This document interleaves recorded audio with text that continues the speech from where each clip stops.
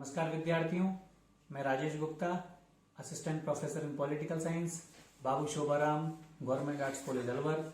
आज हम जिस टॉपिक पर चर्चा करेंगे वह है मूल अधिकार। मूल अधिकार अत्यंत महत्वपूर्ण टॉपिक है। मूल अधिकार के बारे में मैं पहले 2 वीडियो डाल चुका हूँ, जिसके बारे में हमने ये जाना है कि मूल अधिकार और अधिकारों में फ़र्क क्या है। किसे हम अधिकार कहते हैं और किसे हम मूल अधिकार कहते हैं। और दूसरी महत्वपूर्ण बात कि मूल अधिकार और अधिकारों में फ़र्क क्या है, इनका अध्ययन हम पूर्व के वीडियो में कर चुके हैं। अब जो हमारा अगला जो चरण है इसका, कि भारत में जो अनुच्छेद हैं मूल अधिकारों के बारे में, उनकी हम विस्तृत विवेचना करेंगे। ये अत्यंत महत्वपूर्ण टॉपिक है, बहुत बारीकी से इसका हमें अध्ययन करना है। हमने पूर्व के वीडियो में अनुच्छेद 12 और 13 के बारे में पढ़ चुके थे। अनुच्छेद 12 में राज्य की परिभाषा बताई गई है और अनुच्छेद 13 में कहा गया है कि भारतीय संघ के अंतर्गत कोई भी ऐसा कानून अस्तित्व में नहीं रह सकता, कोई भी ऐसा कानून नहीं चल सकता जो हमारे देश के संविधान अर्थात मूल अधिकारों के विरुद्ध है। और यदि ऐसा कोई भी कानून बनाया जाता है संसद के द्वारा या फिर कार्यपालिका के द्वारा, ऐसा कोई आदेश दिया जाता है, तो न्यायपालिका में से चुनौती देकर न्यायपालिका पूरे इस कानून पर सुनवाई करेगी और न्यायपालिका को प्रतीत होता है कि यह कानून संविधान का उल्लंघन करता है, अर्थात मूल अधिकारों का यदि उल्लंघन करता है तो उसे उस सीमा तक रद्द कर देगी जिस सीमा तक वह मूल अधिकारों का उल्लंघन करता है। तो अनुच्छेद 13 के बारे में हम पढ़ चुके थे पूर्व में। अब हम पढ़ेंगे पहला मूल अधिकार, समानता का अधिकार, जिसका प्रावधान अनुच्छेद 14 से लेकर 18 तक है। मैं पूर्व के वीडियो में बता चुका हूं, जब भारत का संविधान बना हमें 7 प्रकार के मूल अधिकार प्राप्त थे, लेकिन 44वें संविधान संशोधन द्वारा संपत्ति के अधिकार को मूल अधिकारों से हटा दिया गया और इसे अनुच्छेद 300 के में डाल दिया गया। इस प्रकार वर्तमान में जो संपत्ति का अधिकार है वो हमारे लिए कानूनी अधिकार तो है, लेकिन वह मूल अधिकार अब नहीं है, क्योंकि वो भाग 3 में नहीं है। तो हम समानता के अधिकार से जो सबसे पहला जो अधिकार है, जिसका प्रारंभ अनुच्छेद 14 से लेकर जो 18 तक है, इनका जो संबंध है वो समानता के अधिकार से है। सबसे पहले हम बात करते हैं अनुच्छेद 14 की।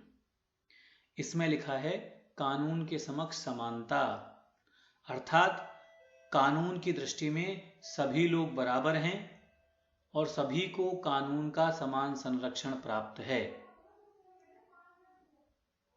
तो सबसे पहली बात है कानून के समक्ष समानता, और दूसरी शब्दावली है कानून का समान संरक्षण। तो जो कानून के समक्ष समानता, ये जो शब्दावली है, ये शब्दावली हमने ब्रिटेन से ली है और इसका अभिप्राय है कि कोई भी व्यक्ति देश से बड़ा नहीं है। ब्रिटेन के एक बहुत बड़े प्रोफेसर है A.V. डायसी, उन्होंने शब्दावली के वो जन्मदाता हैं। उन्होंने कहा था कि कोई भी व्यक्ति देश से बड़ा नहीं है, चाहे वो प्रधानमंत्री हो, चाहे वो कर वसूल करने वाला कोई अधिकारी, सब कानून की दृष्टि में बराबर हैं। और जो दूसरी शब्दावली है वह है कानून का समान संरक्षण। ये शब्दावली अमेरिका से ली गई है। इसका तात्पर्य है कि समान परिस्थितियों में लोगों के साथ समान व्यवहार किया जाएगा, अलग अलग परिस्थितियों में अलग अलग व्यवहार होगा, लेकिन मापदंड तर्कसंगत होगा। यह समानता का सकारात्मक अर्थ है कि समान परिस्थितियों में लोगों के साथ समान व्यवहार। तो इस प्रकार अनुच्छेद 14 के अंतर्गत हमारे संविधान में विधि के समक्ष समानता और कानून का समान संरक्षण दोनों शब्दावलियों का प्रयोग किया गया है। ये बहुत महत्वपूर्ण अनुच्छेद है, कई बार पेपर में पूछ लिया जाता है, लेकिन इनके कुछ अपवाद भी हैं। उदाहरण के लिए हम बात करें तो राष्ट्रपति या राज्यपाल है, वह अपने पद की शक्तियों के प्रयोग के लिए, अपने कर्तव्य पालन के लिए जो कार्य करता है उसके लिए वो किसी न्यायालय के प्रति उत्तरदायी नहीं है, और इनके कार्यकाल के दौरान इनके विरुद्ध कोई भी आपराधिक कार्यवाही नहीं की जा सकती। यदि इनके विरुद्ध कोई भी सिविल कार्रवाई की जाए तो कम से कम 2 माह का नोटिस दिया जाना, 2 माह पूर्व का नोटिस दिया जाना इनके लिए जरूरी है। इसके अलावा संसद या विधानसभा की कार्रवाई की रिपोर्ट मीडिया में प्रकाशित या प्रसारित करने के लिए किसी व्यक्ति पर कोई भी सिविल या आपराधिक कार्रवाई नहीं की जा सकती। संसद या उसकी किसी समिति या विधानसभा में कही गई किसी भी बात या मत के लिए न्यायालय में कोई भी कार्रवाई नहीं की जा सकती। इसके अलावा अनुच्छेद 31C में लिखा हुआ है कि 39B और 39C ये हमारे नीति निर्देशक तत्व का भाग है। जो अनुच्छेद 36 से लेकर 51 तक है, उसमें जो 39B और C में जो नीति निर्देशक तत्व दिए गए हैं उनको लागू करने के लिए अनुच्छेद 14 का उल्लंघन किया जा सकता है।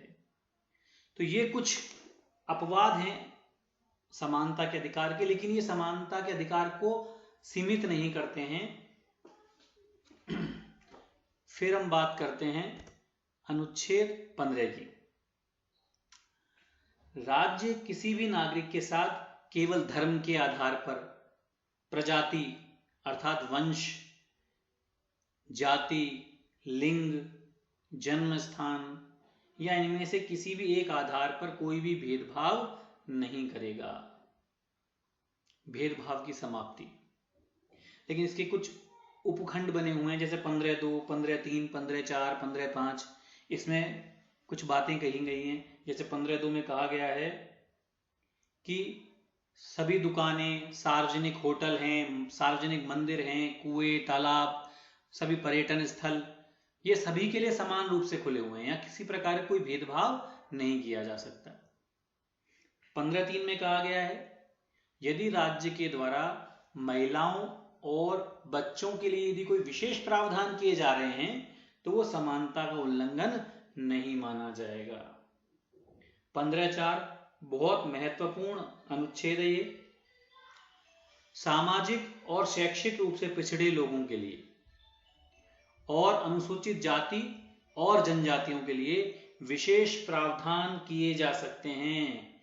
तो ये भी समानता के अधिकार का उल्लंघन नहीं माना जाएगा। बहुत महत्वपूर्ण अनुच्छेद है। और अनुच्छेद 15(5) जो 93 संविधान संशोधन के द्वारा जोड़ा गया, इसमें कहा गया है कि सामाजिक और शैक्षणिक रूप से जो पिछड़े वर्ग के नागरिक हैं और जो अनुसूचित जाति और जो अनुसूचित जनजातियों के लिए शैक्षणिक संस्थानों में प्रवेश हेतु आरक्षण दिया जा सकता है। इसमें निजी शिक्षण संस्थाएं शामिल हैं, लेकिन अल्पसंख्यक शैक्षणिक संस्थाएं शामिल नहीं है। ये बहुत महत्वपूर्ण अनुच्छेद है। इसके बारे में हम और डिटेल से चर्चा कर लेते हैं। 1953 में पिछड़े वर्ग की पहचान के लिए काका कालेलकर की अध्यक्षता में 10 सदस्यीय आयोग बना था।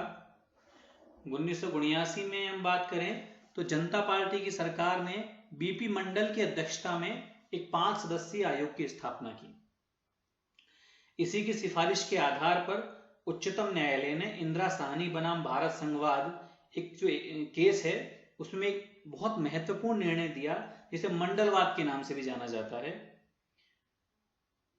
और अनुच्छेद 340 के अंतर्गत भी ये प्रावधान है कि राष्ट्रपति सामाजिक और शैक्षणिक रूप से पिछड़े वर्गों की स्थिति की जांच के लिए एक आयोग की स्थापना करेगा। और संसद ने 1993 में राष्ट्रीय पिछड़ा वर्ग आयोग का गठन भी किया। और वहीं दूसरी ओर 65वें संविधान संशोधन की अपन बात करें जो 1990 में हुआ, उसके द्वारा अनुच्छेद 338 के अंतर्गत अनुसूचित जातियों के लिए और अनुसूचित जनजातियों के लिए संयुक्त रूप से राष्ट्रीय आयोग का गठन किया गया। लेकिन जो 89वां संविधान संशोधन हुआ जो 2003 में हुआ, उसके द्वारा अनुसूचित जनजातियों के लिए अनुच्छेद 338A में अलग से अखिल भारतीय अनुसूचित जनजाति आयोग का गठन कर दिया गया। ये बहुत कुछ महत्वपूर्ण बात है, इसलिए कई बार चूंकि पेपरों में पूछ लिया जाता है इसलिए वो हमारे लिए इम्पोर्टेंट भी है। अब हम बात करते हैं हमारे अगले अनुच्छेद की, अनुच्छेद 16। इसका तात्पर्य है सरकारी सेवाओं में अवसर की समानता। अर्थात इसके अनुसार राज्य के अंतर्गत जो लोक नियोजन है, जो सेवाएं हैं, उनमें किसी भी नागरिक के साथ केवल धर्म के आधार पर वंश, जाति, लिंग, जन्म स्थान, उद्भव, रक्त संबंध, निवास स्थान या इनमें से किसी भी एक आधार पर भेदभाव नहीं किया जा सकता। फिर बाद में 16(3) एक महत्वपूर्ण आर्टिकल है जो जोड़ा गया। इसके अनुसार संसद ऐसी विधि का निर्माण कर सकती है जिसमें राज्य की सेवाओं में उनके निवासियों को प्राथमिकता मिलेगी। कुछ ऐसी सेवाएं हो सकती है जहां जिनका लाभ उनके निवासियों को दिया जा सकता है, जैसे कोई पहाड़ी क्षेत्र है, वहां के लिए कोई विशेष योग्यता वह निर्धारित कर सकती है। तो इस 16(3) में इनका प्रावधान किया गया है। 16(4) की अपन बात करें तो राज्य SC, ST, OBC, अनुसूचित जाति, अनुसूचित जनजाति और या अन्य पिछड़ा वर्ग को राज्य सेवाओं में आरक्षण का प्रावधान कर सकता है यदि राज्य को प्रतीत हो, राज्य की दृष्टि को में ये लगे राज्य को कि इन वर्गों का सेवाओं में समुचित प्रतिनिधित्व नहीं है। यह आर्टिकल हमारे सामाजिक न्याय को बढ़ावा देता है। तो ये बहुत महत्वपूर्ण आर्टिकल है। 15(4) और 16(4) बहुत महत्वपूर्ण अनुच्छेद हैं। इसको और हम डिटेल से देख लेते हैं। वास्तव में संविधान में देखें तो पिछड़े वर्ग की परिभाषा नहीं है वहां पे। सर्वोच्च न्यायालय इंदिरा गांधी जो केस था उसमें इस तर्क को उन्होंने स्वीकार किया कि भारत में जो पिछड़ा वर्ग है वो सामान्यतः उसमें पिछड़ी जाति के लोग शामिल हैं। इसमें सर्वोच्च न्यायालय ने क्रीमी की संकल्पना भी दी लेकिन उसे परिभाषित नहीं किया। तो अनुच्छेद 16 के बारे में बहुत महत्वपूर्ण बातें हैं। फिर हम बात करते हैं अनुच्छेद 17 के बारे में। अनुच्छेद 17 में साफ लिखा गया है अस्पृश्यता वर्जित है और उसका प्रचार भी वर्जित है। आप अस्पृश्यता भी नहीं करेंगे और उसका प्रचार भी नहीं करेंगे। लेकिन इस कानून की पालना करने के लिए कुछ कानूनों का निर्माण किया गया, पारित किया गया। 1955 में संसद ने अस्पृश्यता अपराध अधिनियम कानून बनाया जिसे 1976 में संशोधित करके नागरिक या सिविल अधिकार संरक्षण अधिनियम बना दिया गया। तो इस प्रकार अनुच्छेद जो 17 है वो बहुत महत्वपूर्ण अनुच्छेद है। फिर हम बात करते हैं अनुच्छेद 18 की, उपाधियों का अंत। अर्थात राज्य केवल अकादमिक अर्थात शिक्षा से जुड़ी हुई और सैन्य उपाधियों को छोड़कर किसी भी प्रकार की अन्य कोई उपाधि प्रदान नहीं करेगा। अकादमिक कर सकता है, जैसे शिक्षा के क्षेत्र में कहीं को डॉक्टरेट की उपाधि प्राप्त होती है, सैन्य उपाधियां भी प्राप्त होती हैं। लेकिन जो पूर्व में जो राजा महाराजाधिराज उदाहरण के लिए जो ऐसी उपाधियां जो चलती थी उन उपाधियों को अब राज्य प्रदान नहीं करेगा। केवल अकादमिक और सैन्य जो उपाधियां हैं वो ही प्रदान की जाएंगी। इसके अलावा कोई भी जो भारतीय नागरिक है वो विदेशी राज्य से, विदेशी राज्य मतलब विदेशी देश, कोई भी जो दूसरा देश है उससे कोई भी उपाधि प्राप्त नहीं करेगा। और यदि कोई विदेशी राज्य से ऐसा कोई किसी व्यक्ति को सम्मान मिलता है तो उसे सबसे पहले राष्ट्रपति की अनुमति की आवश्यकता पड़ेगी। बिना राष्ट्रपति की अनुमति के वो विदेशी राज्य से कोई भी उपहार या उपलब्धियां प्राप्त नहीं कर सकता। बहुत महत्वपूर्ण बात। इस अनुच्छेद को भी हम और थोड़ा अच्छे तरीके से देख लेते हैं। 1954 में सरकार ने 4 प्रकार के सम्मान शुरू किए थे, भारत रत्न, पद्म भूषण, पद्म विभूषण, पद्मश्री। लेकिन कुछ आलोचकों ने इसे प्रतिष्ठा और समानता का जो अधिकार है, समता का जो अधिकार है, उसका उल्लंघन बताया। जनता पार्टी सरकार ने 1977 में जब सत्ता में आए तो उन्होंने इन सम्मानों पर रोक लगा दी। फिर जब 1980 में इंदिरा गांधी जी की सरकार पुनः आई तो उन्होंने इसे वापस लागू कर दिया। फिर इस निर्णय को सर्वोच्च न्यायालय में चुनौती दी गई और 1994 के में बालाजी राघवन केस में सर्वोच्च न्यायालय ने कहा कि ये चारों जो उपाधियां हैं वो उपाधियां न होकर पुरस्कार हैं, इनको उपाधि न मानकर पुरस्कार माना गया, भारत रत्न, पद्म भूषण, पद्म विभूषण, पद्मश्री। इसलिए चूंकि ये चारों उपाधियां न होकर पुरस्कार हैं, इसलिए इनका दिया जाना सही है। तो इस प्रकार हमारा जो समानता का अधिकार है अनुच्छेद 14 से लेकर 18 तक वह अब समाप्त होता है।